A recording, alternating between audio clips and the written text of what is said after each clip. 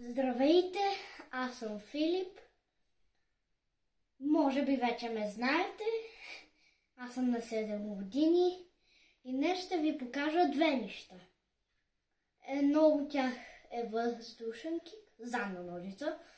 И второто е кълбо настрани. Ще ви покажа първо как се прави въздушният кик. Първото нещо, което искате да направите, е да си вдигнете по-удобния ви крак нагоре. И после с тежестта на крака да се обърнете. Сега ще ви го покажа как аз го правя.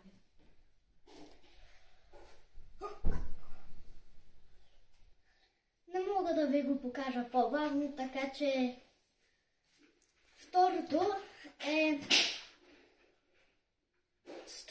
страничното кълбо. Първото нещо, което искате да направите, е да си сложите ръката пред тялото ви.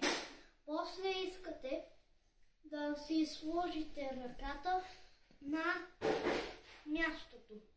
И после с ръката се отбутвате. Ще ви покажа как аз го правя.